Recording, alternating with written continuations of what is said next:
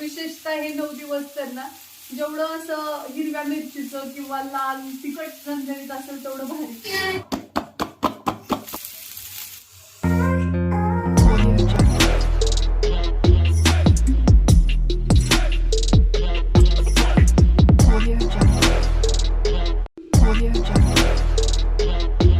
आलोय आम्ही मंदिरामधून आणि चला आता पुढचं जे काही रुटीन असणार आहे म्हणजे तुम्हाला गरबा वगैरे पण दाखवणार आहे मी आमच्या एरियामध्ये जे काही ऑर्गनाईज केलेलं आहे ते थोड्या वेळाने. तर आज दुसरी माळ आणि दुसऱ्या उपवासा दिवशी आज असणार आहे भगरीची भाकरी आणि भेंडीची भाजी. आणि भेंडीची भाजी जी आहे त्याला लसूण किंवा मग कांदा अजिबात घातला जात नाही किंवा मसाला पुडी किंवा जिरं मोहरी घालत नाहीत. अतिशय साधी सिंपल सात्विक अशी असते भाजी. ती कशी ते पण दाखवणार आहे पुढे. आणि आता मी लगेचच भगरीची भाकरी करून घेते. एकच भाकरी टाकायची कारण मी एकटीच उपवास आहे. श्रीमंत सरकार आणि श्रीसाठी दुसरा स्वयंपाक असणार आहे तर तो काय आहे ते पण दाखवते. त्यांचा करून झालाय स्वयंपाक त्या दोघांसाठीचा. आता माझं बनवते. इथं तुम्हाला दिसत असेल तवा ठेवलाय आणि इकडे पाणी गरम करायला ठेवते भाकरीसाठी. इकडे मी भेंडी करणार आहे अतिशय साध्या सिंपल पद्धतीने. आणि ही जी दिसते तुम्हाला तरी मिक्स आहे भाजी. बटाटा कोबी त्यासोबतच टोमॅटो कांदा असं केलंय श्रीमंत सरकार आणि श्रीसाठी. जास्त तिखट घातलं नाही. आणि आता मी थोडं स्किप करायला लागले. श्रीला कंटिन्युअसली सप्पक देण्याऐवजी थोडंसं आम्हीच तिखट कमी करून ते ऍडजस्ट केलेलं आहे 2-2 भाज्या बनवण्यापेक्षा. तर त्याच्यामध्ये तेल घालते. तर इथं बघा भेंडी कट करून घेतली आहे मी. आणि हे जे तेल आहे ते आमच्या गावाकडचं घाण्याचं तेल आहे त्यामुळे त्याची टेस्ट आणि चव म्हणजे याला काहीही नसू देत. आणि असं जरी नुसतं तेलात केलं ना तरी भारीच लागतं. तर ते टेस्ट तुम्ही करू नाही शकणार पण तुम्ही यूज करून बघा. ओरिजिनल घाण्याचं तेल जे असतं ते त्याची चव खरंच खूप वेगळी आहे. तर त्याला आपलं तेल तापलं. याच्यामध्ये जिरे नाही मोहरी नाही. ही उपवासाची भेंडी आहे. भेंडी चालते बटाटा चालतो. बटाट्याची आमटी हिरवी मिरची घालून वगैरे पण छान लागते भाकरीसोबत. तर ती आणखी भरपूर उपवास आहेत त्यावेळी दाखवते. आज तुर्तास भेंडी बघून घ्या. तर इथं तेल गरम झालंय. आणि तुम्ही म्हणाल की एकटीसाठी एवढी जास्त भेंडी कशाला. तर स्त्रीला भेंडी प्रचंड आवडते. मग तो पण म्हणजे माझी भेंडी खातो ती पण त्याला पण थोडंसं हेल्दी. चला मग म्हटलं एक्स्ट्रा थोडी जास्त चिरली मी कारण त्याला पण आवडते भेंडी.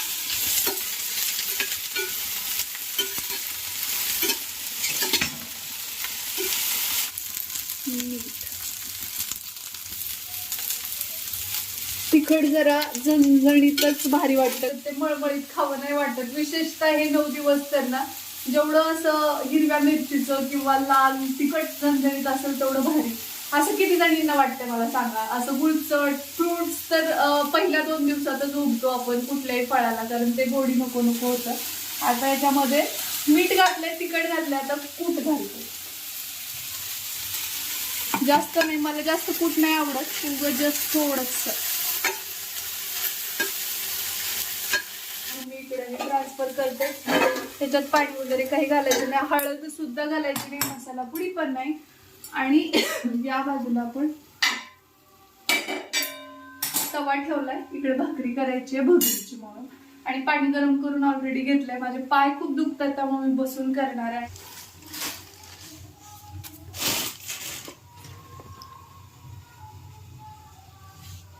गरम पाणी मळून घ्यायचं. तर गरम केलेलं जे पाणी आहे ते थोडं थोडं करत त्याच्यामध्ये मिक्स करून पीठ तिंबून घ्यायचं. आणि जास्त क्वांटिटीमध्ये नाही करायचं त्यामुळे मग मी 1 उंडा होईल या हिशोबाने केलेलं आहे. आणि आता थोडंसं उरलंय साईडला पाहू शकताय. परातीमध्ये पिठीला थोडंसं पीठ घातलंय आणि आता ही भाकरी थापून घेणार आहे मी. ते शुभ्र पांढरं पीठ एकदम.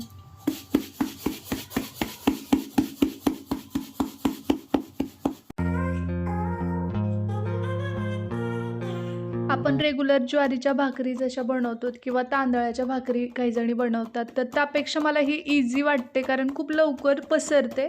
आणि याच्यामध्ये आपण भाजून शाबू घातलेला आहे भगरीच्या पिठामध्येच त्यामुळे मस्तपैकी ही लवकरात लवकर स्प्रेड होते.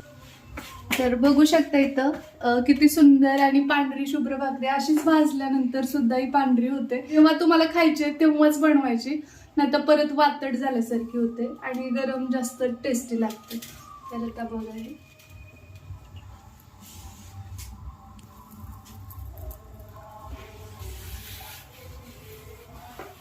आता उलटलाच दाखवते.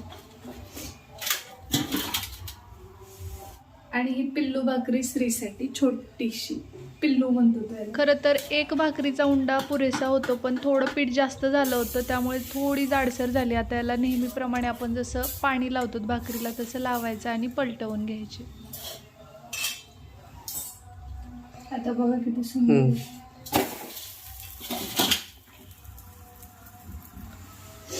तरी या इथं बघा भेंडी रेडी आहे आपली. आणि आता गॅस ऑफ करते. इकडे भाकरी रेडी आहे. हा आहे आपला साधा सिंपल असा फराळाचा मेनू. आणि भाकरी बघा, भाकरीची दुसरी बाजू सुद्धा छानपैकी भाजली गेली पाहिजे, त्यासाठी पलटवून टाकते. आणि तुम्हाला दिसत असेल बघा, रंग तर अप्रतिम आलाच आहे, शिवाय हळूहळू भाकरी फुगती आहे. आणि मेनली तेच खूप मेजर असतं, जर नाही फुगली तर मग ती चवदार पण लागत नाही आणि आपल्याला पण वाटतं अरे फुगली नाही म्हणून. सुंदर झाली भाकरी आणि एकदम गोरी पान फुलासारखी छान झाली की नाही. आणि मस्त पैकी आता रेडी झालेलं आहे फराळाचं. की तुम्ही आज फराळासाठी काय केलं होतं ते मला सांगा कमेंट बॉक्स मध्ये, कारण की 9 दिवस बरंच काही असतं आणि मग ते काय करावं असं असतं. तर चला रेडी आहे आता माझं फराळाचं. मी फराळाला घेते, थोड्या वेळाने ब्लॉग कंटिन्यू करते फराळ वगैरे झाल्यानंतर.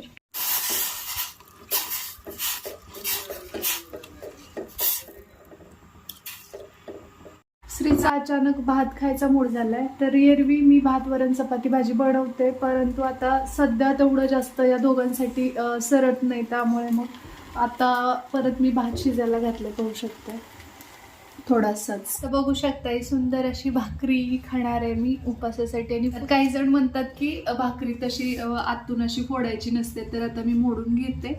आणि सोबत भेंडी केलेली आहे ही बघा.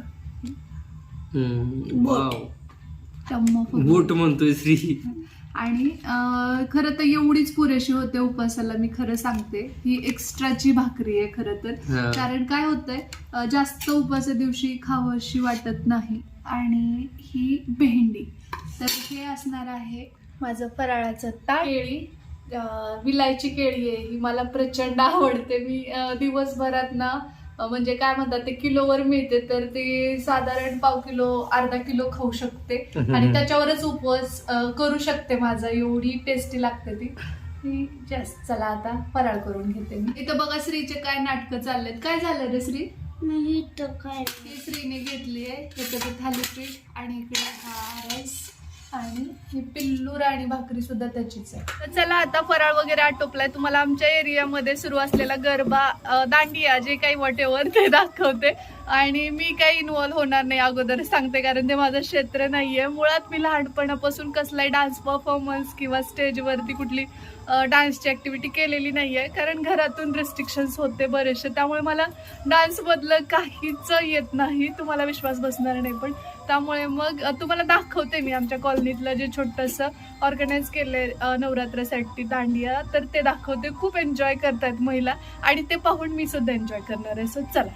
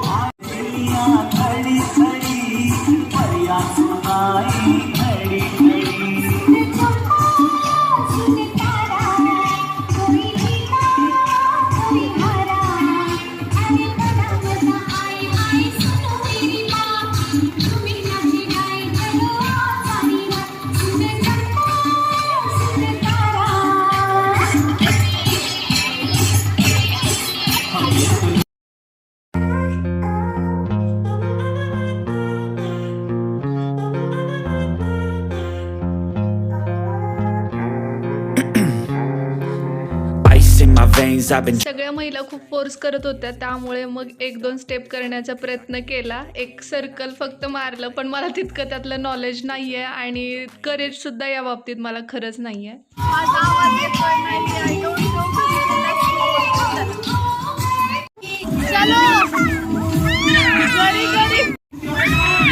तर बघा, फराळ वगैरे झालाय आमचा आणि आता म्हणजे माझा फराळ झालाय, श्री आणि त्याच्या बाबांचं जेवण झालेलं आहे. आणि आता जे काही घरातले भांडे वगैरे आहेत ते आणि स्वच्छता पण झालेली आहे आणि आता वेणी घातली आहे, मी गुंता होतोय केसात म्हणून. आजचा ब्लॉग तुम्हाला कसा वाटला, दांडिया कशी वाटली आणि भगरीची भाकरीची रेसिपी आवडली का ते कमेंट बॉक्समध्ये नक्की सांगा. तर चला, उद्या आणखी तुम्हाला भेटते मी नवीन एखाद्या छानशा एक्साइटिंग एपिसोड सोबत. तर आजचा ब्लॉग मी इथेच थांबवते. भेटते तुम्हाला लवकरच उद्याच्याच नवीन ब्लॉग सोबत. तोपर्यंत जय हिंद, जय महाराष्ट्र, जय जिजाऊ, जय शिवराय.